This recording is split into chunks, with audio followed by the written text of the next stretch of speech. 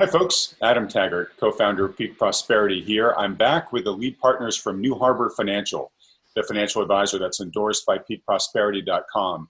As the coronavirus has triggered initially a market meltdown and now perhaps a market recovery, we've been talking with the folks at New Harbor every week to keep us up to date as to what's going on, what they see as most likely to come next, and what questions and issues that investors like you are calling into them and asking. So guys, without further ado, Mike Preston, John Lodra, the two lead partners from New Harbor Financial are here with me. Guys, I know it continues to be a really busy time for you. I really appreciate you taking time away from the trades and from the phones to speak with us for 15 minutes here and just give us your latest this week. Mike, great to see you. Hey, Adam, thanks. Thanks for having me. John, always great. Thanks for joining. Hi, Adam. Good to see you again. All right, so we've had a lot happen since we last met, folks. We had basically Congress passed a $2 trillion stimulus package, which is in various stages of getting deployed right now. It's great and quick for you if you're a big, rich, and powerful institution. You're getting a lot less if you get anything, and it may take a lot longer if you're a regular person. But hey, that's just the economy that we live in now. We just interviewed Matt Taibbi. Chris interviewed him yesterday, and Matt has coined a term, the unfairness economy. And I think the division here of the rescue package is underscoring exactly how unfair today's economy is. So we've got $2 trillion announced by Congress. The Fed has stepped in and basically said, its own version of Mario Draghi's, we're going to do whatever it takes. Just saw this morning a chart, which I'll overlay here as I'm talking, of the Fed's latest balance sheet, and it has spiked up from somewhere around the 4-ish trillion range to over $6 trillion. So we've added $2 trillion in just the past couple of weeks. And as a reminder for folks, it took us about 100 years for the Fed balance sheet to get to about 800 billion. That was right before the 2008 crisis. Over the ensuing past 10 years, that got up to about 4 trillion. So, we added roughly about 3 trillion over a decade. And now we've just added 2 more trillion in a matter of weeks. So you can clearly see the direction of where the world money supply is going. And, for those who have dollars, our purchasing power is definitely, it's not doing any favors to keep printing up trillions at this rate. The Fed also announced yesterday that it is going to be releasing a $2.3 trillion loan and purchase program to provide additional relief. So in that announcement too, they mentioned that fallen angels, which essentially are companies that used to have investment grade credit and now have below investment grade credit scores, are going to be part of that package. The shorthand for that is the Fed's going to start buying junk bonds. So it's an indication that, as we've been suspecting, that the Fed is basically going to become the market backstopper, or striving to be the market backstopper of last resort, or perhaps any resort going forward. So short story is lots and lots of liquidity flooding into the world right now. And not surprisingly, the markets are reacting to that. So when we first started talking to you guys a little over a month ago, markets were in free fall. They have hit bottom. The big question is whether it's a short-term or a long-term bottom. And they have clocked in 2 of their best weeks in the past 100 years over this week and last week. So guys, with that background, I know I sort of asked a flavor of this question last time we talked, but have all the actions I just mentioned, have they put in a hard bottom for this market? Are we now recovering back to the nominal highs and perhaps heading above them with all this liquidity flooding in? Or do you feel that these measures are too little too late for the size of the crisis that we have going on here, the economic crisis going on, and are just sort of a flash in the pan where it'll be a short-lived rally and lower prices might be ahead? Why don't we start with you, John, then we'll go to you, Mike. Okay, Adam. Yeah, I'd be happy to comment on that. Well, I think it's really important to really take stock of where we are in the cycle. We can look at data that goes back decades, if not a century or more. And a month and a half ago, we were literally at the highest valuation relative to underlying fundamentals of all time.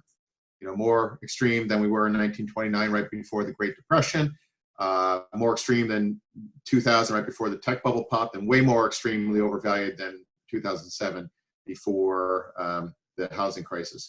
So here we are, maybe 17% below all-time high valuations, valuations that would have required a 50 to 65% retreat just to get back to what one might consider normal valuations. So it's really important not to lose sight of how crazy overvalued markets were and remain without even factoring in any kind of erosion in the underlying economy. I think it's very evident that we're going to have some pretty significant, pronounced short-term, but also long-term economic effects from this pandemic that we think just exacerbates the extreme valuations that we remain in. So nowhere near a bottom from a valuation standpoint. Near term, short term, any day is kind of a roll of the dice insofar as how distorted and how psychologically manipulated really markets become by the actions by the Fed and other policymakers. But anybody thinking that we're in a rationally valued, near the bottom, near value kind of levels that demand a hand over fist buying, I think that it's just completely ignoring the data. All right. And speaking of the data, I don't have the facts here at my fingertips, but do my best to recall them. I think we're at something like over 15 million people have filed for unemployment claims over the past 3 weeks. So, to your point, John, about not only were these stocks sort of overvalued beforehand, but when we look at the economic damage that's happening right now from the disruption kind of rippling across the globe, stocks, in theory, are based upon future income streams. And we know right now that companies are going to be going through pretty tremendous losses over the next couple of quarters because of the huge destruction in demand and the supply shortages and all that. And so when you see the stats out there of the huge amount of people are just now beginning to lose their jobs, and that number is probably going to double, triple before the dust settles in terms of people out of work. We already know that a tremendous amount of mortgages, I think I heard Chris say yesterday, something like a quarter of mortgages didn't make payments last month. I've seen even higher percentages about renters not making payments. So, it's all signs to show that there's, just sort of a fundamental loss of stability, structure, integrity, and income coming. And so, just for that alone, prices are going to have to adjust downward, for some point. And then, of course, you talked about how they were overvalued beforehand. So you've got the fundamental issues, and then you've got the overvaluation multiples that need to come down too. So, more and more of the data that we're seeing that's beginning to come in for Q1 is just tremendously ugly. So, all right, with that being said, if I can sort of shorthand what you said, John, it's, hey, we don't believe that we're racing off to new highs and we'll be achieving a new permanently high plateau, even despite the stimulus rescue efforts that are going on. So with that outlook, Mike, what have you been doing in your portfolio since we last talked? We didn't get a chance to record a conversation last week. I know, so 2 weeks ago, you guys were, with a minority of the portfolio, which was still very defensively positioned. I believe you were selling volatility, and you were taking some small tactical long positions because you did anticipate that there was going to be some short-term recovery here in the market. Do you still have those positions? Are you making any other changes in the portfolio? Well, a couple things have happened over the last couple of weeks. As we talked about in the beginning of this video, we just had the largest bounce in this market seen in decades over the last couple of weeks. The market was extremely overvalued, as John said. Even with the 30% pullback, it was still very overvalued, even at its recent lows. And while no one knows the future, we don't think that the ultimate bottom is in. And but we were taking advantage of an increase in volatility. There's a measure called the VIX, the VIX. For people that don't know what it is, it's a measure of volatility in the market. It's essentially looking at the options market to try to predict what the volatility in the markets will be like over the next couple of months. And the VIX went from 12 or so up to a high of 85. And when we pulled back late February and in March, the market pulled back 10, 20, 30% ultimately. The volatility exploded, and we were taking advantage of that by taking small positions in the market and then selling volatility against those positions. Essentially, it allowed us to buy small increments of market exposure, 8 or 10% at a time. And we did that only 2 times. So we got up to about 18% market exposure, but combined with option volatility positions that gave us the ability to be wrong, essentially, in our timing. You're never going to be exactly right timing a market, particularly one that's as volatile as this. But we have a strategy that allows us to take bites into the market on declines. And our strategy would allow us to continue doing that all the way down. We don't know if we're going to get a bounce. We think a bounce is likely. And frankly, a bounce is not even required when we put those positions on. All we have to do is not have the market fall a whole lot more once we do it. So as an example, with the Dow at around 21,500, we took our first position of around 10% in the Dow. And then we sold volatility against that position, which brought in about 1,500 Dow points in premium. These are rough numbers. Essentially, that allows the Dow to go down another 1,500 points over the following few weeks, because the option position is only about 3 weeks long when we did it. So the market could continue down about 1,500 points and we still wouldn't lose on that position. Market continued down. We took a second bite, going up to about 17 or 18%. And on the subsequent bounce that we saw the last few weeks, we were able to close out those positions completely. We're now back to 0% exposed to the market. And we added between 1 and 1.5% to account valuations by using that particular strategy. We stand ready to do that again, but we're completely out of the market and wouldn't want to do it until we saw a significant decline again from here.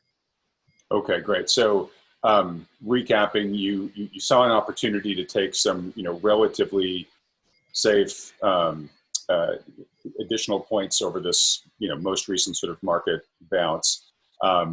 You've now sort of taken your chips off the table because you're suspicious of where prices are right now. You're going to sort of in a wait and see mode. But as John was saying earlier, you're sort of looking for the market to roll over here at some point, and then you'll reassess. Is that sort of a fair way of recapping? That's right. That's right. I mean, we're back to levels that are, as John said, only 17% off of all-time high, exceedingly high valuations. We're going to have to see additional pullback to start getting more interested in taking positions in this market. We do expect the recent lows to be taken out. We think we're very early in this bear market. If history is any guide, this bear market will likely last 1 to 2 years. So patience is important. Okay. So John, what Mike just said there, that we're down 17% from the February highs. 2 weeks ago we were down 30+%, right? So we've largely sort of regained about half of what the markets have lost from the February highs there. So for the people who watched in horror a couple weeks ago as their 401ks or brokerage accounts dropped by 30%. Now they're only down by about 17%, Mike just said.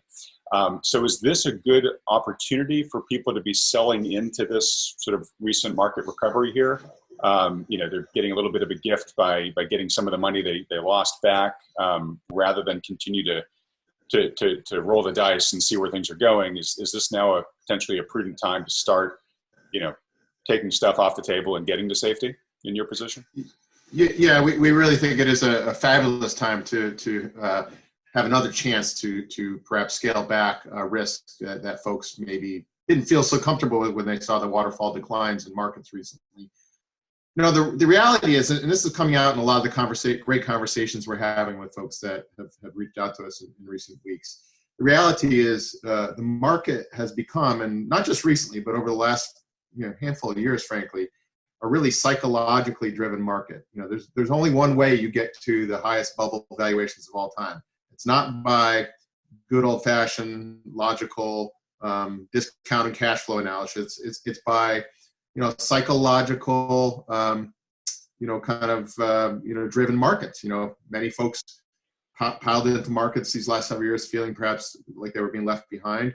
the very heart of the Fed's monetary policies have essentially been a massive psychological torture chamber. They've driven interest rates low to incent people to take risk and things like junk bonds that they're now having to bail out to try and get yield. So, where we are, so a lot of folks used recent highs as their kind of bogey by which they measured actions they should take now and going forward. So for a lot of people, it's like, oh, I'm way down from where I was, so I need to kind of wait till I regain some of that. I can't sell down 30% down. A couple thoughts I would have about that. So first of all, the bogey that folks are holding themselves to, the highs of a month and a half ago or so, I would say is kind of a fantasy bogey to begin with. A prudent investor probably should have been scaling back well before those highs were achieved. So I think it's a unfair bogey to hold oneself to think that they've got to get back to the highs that once existed on their statements back in February or January. So recognizing that is a big part of it. And there's bound to be, John Hussman, I think, said it probably best. There's bound to be, no matter what you do right here and now, there's bound to be some form of regret. It's very possible if one lightens up or sells right here and now after a tremendous bounce, that they might look a week later from now or 2 weeks later from now and say, geez, I could have held out a little bit more and got a little higher exit price.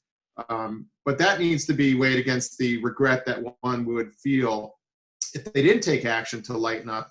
And we saw markets, decline another 35 to 55%, which is certainly not only possible, but actually justified or likely if you look at valuation history and where we are presently and where normal valuation should be. I would submit that there's probably not too many folks that would rather trade the regret of missing out of a little bit of marginal gains here than choosing instead to suffer the regret of a 35 to 55% decline in their portfolio that they then need a miraculous recovery to get back to even. I think summing up, I think it's a fabulous time to take chips off the table, dramatically so, and don't even think about it. Really, I would say it's a tremendous time to scale back risk. All right, well said. And you're reminding me of some pieces that we've written at peakprosperity.com that go into the science of loss. And just want to underscore a point you made there, where it's scientifically measured that we feel the pain of a loss 2 times more intensely than we feel the joy of a gain. So to your point, John, much better off to focus now on protecting yourself from future loss. And that just makes sense economically, but it also makes sense emotionally. Striving for those few extra points at the risk of losing much more is just not worth it. All right. So, John, building on that, so people, a good time for people to, if they're still in the market and they've been, smarting from the wounds they took a few weeks ago, and those wounds are getting salved a little bit by the short-term recovery, good time to get your chips off the table now before things roll over. You guys have also mentioned that you have a number of people that you've been talking to who have been, saw this coming, have been sitting in cash for a long time, and are awaiting the time where they can deploy that cash, take that dry capital of theirs and begin to layer it into the markets. And you guys have used that term before too, layer. Don't just push it all in at one point of time. Strategically begin to layer into the markets as the fundamentals of the market outlook begins to look better and better and more fairly valued. Mike, could you just talk for a minute or two? Let's take a sample case study here, somebody who's got a couple $100,000 that's been sitting in cash for a long time. How would you help that person, enter the market? What would you be looking for? And would the initial reentry amount be 2%, 10%, 20%, more or less? Just sort of help us visualize what that process would look like. Sure, I'd be glad to give that a try, Adam. More than half the people I'd say that we've been talking to are all in cash, and they're looking for a game plan to get back in. Either they've been in cash since the last downturn in 2008. There's plenty of folks that have been out of the market since then and just have been out of this whole bull run. And others may have actually sold recently on the recent decline. In any case, people are in cash and they're really looking for a strategy to get back in. That's going to be really tricky. Like I said earlier, the market still remains exceedingly overvalued and likely won't hit bottom for some time to come. Average bear markets, will last 1 to 2 years. And we think this one probably will last a while too. So it's difficult to just sit back and watch it with all the vicious bounces that we have without a game plan. Because if you do that, you may be frozen forever and not really ever get in. And as non-traditional as we seem, we're only, our viewpoint of being completely out of the market and being mostly in cash and T-bills only seems extreme because of how extreme the market is. We can envision a time, and there has been times in history that we have, in our own history, that we've been nearly 100% exposed to the stock market. And we would like to be at some point, but we think that point is far down the road from here and likely more than 50% below current levels. So you have to have a plan to get from here to there.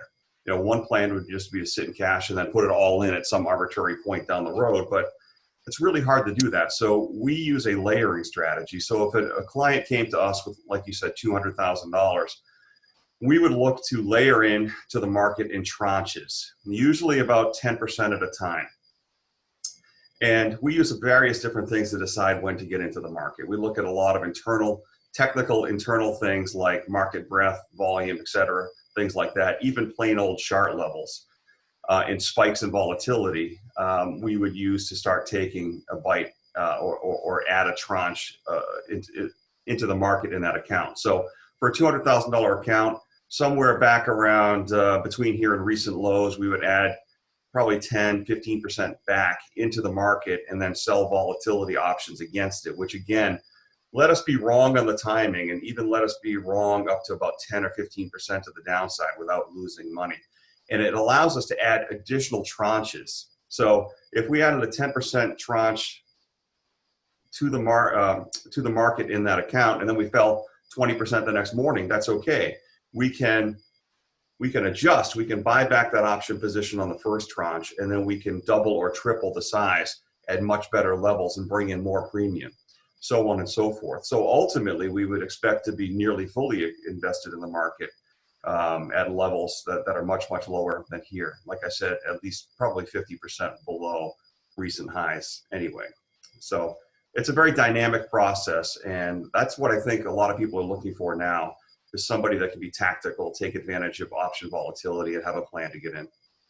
Yeah, well, and both to make it programmatic and data driven, so that it's not sort of finger to the wind, emotionally driven, guessing as this goes along. It's something that's actually based in logic and preset rules, right?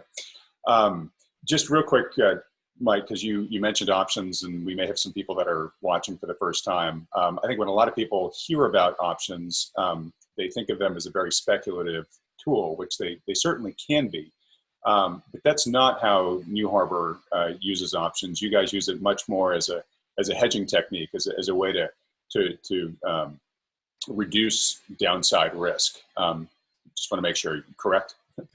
Yeah, that's right. We should be clear on that. We're using options in a very conservative way. The options have a bad rap sometimes because they can be used very aggressively and with leverage. We're not doing that. As I mentioned earlier, we're only applying about 10% at a time to accounts. We're not using leverage at all. I mean, we could use options to get 200, 300, 400% leverage in accounts. We're not doing that at all. We're only talking about 10 or 15% of notional account value at a time, and never really exposing more than 100% exposure at any one time. And that would only be in a very extreme case.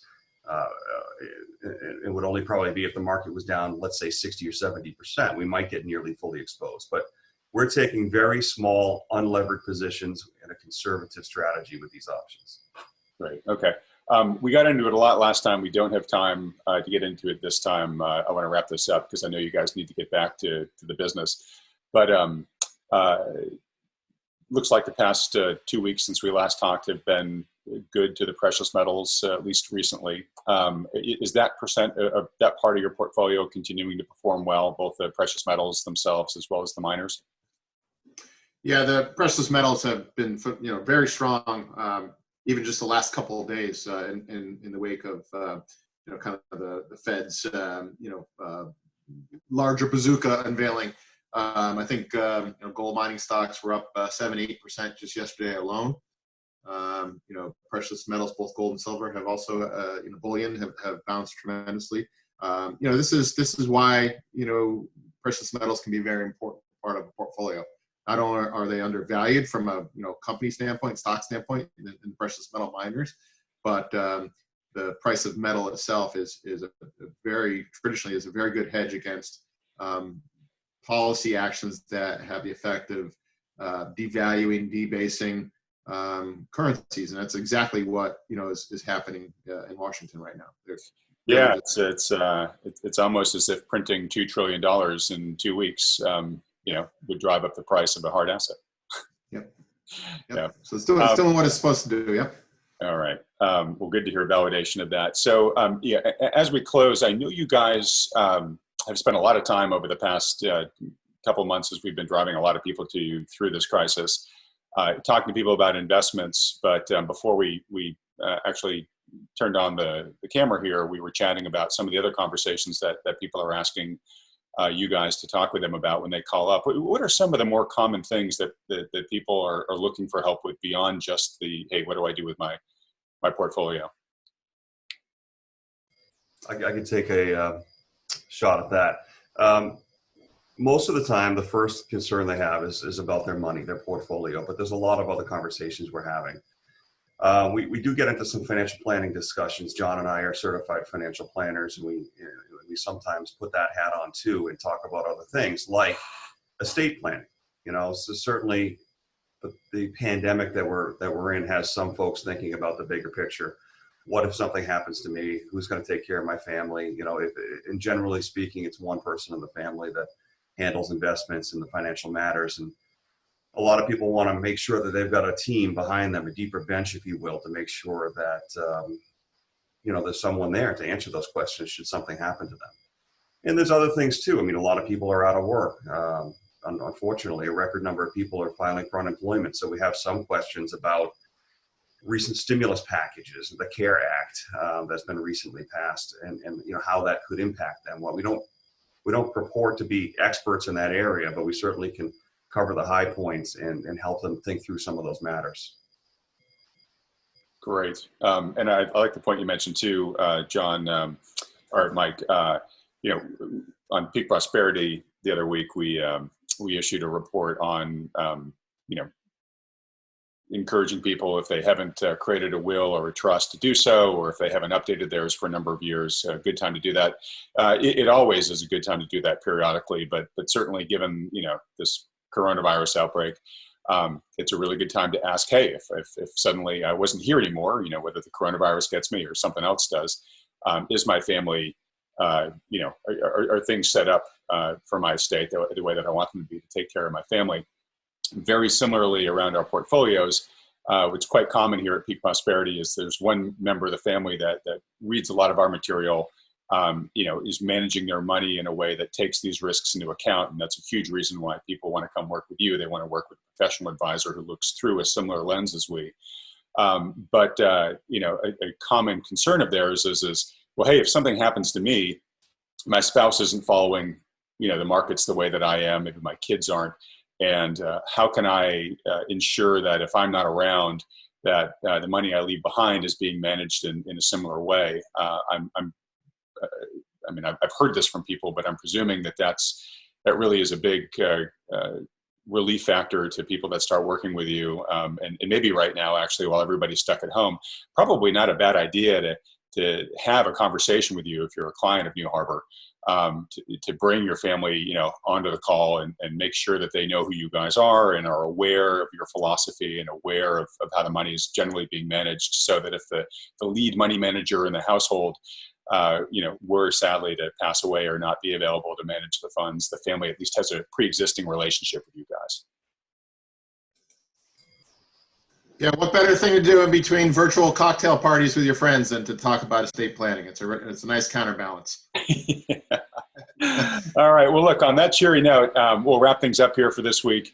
Guys, we'll touch base at the end of next week for as long as these markets are keeping us on our toes right now. Thank you again for taking the time to chat with us today. But again, thanks again for all the comfort and direction that you're providing a lot of people right now at a very anxiety-inducing time. So thank you for both the common guidance that you're offering, as well as the wealth protection. We didn't really talk about it this time, but for those that might not have seen the previous videos, when the markets were down 30% a couple weeks back, you guys were flat in most cases. I think you were even up 1% or 2% most weeks.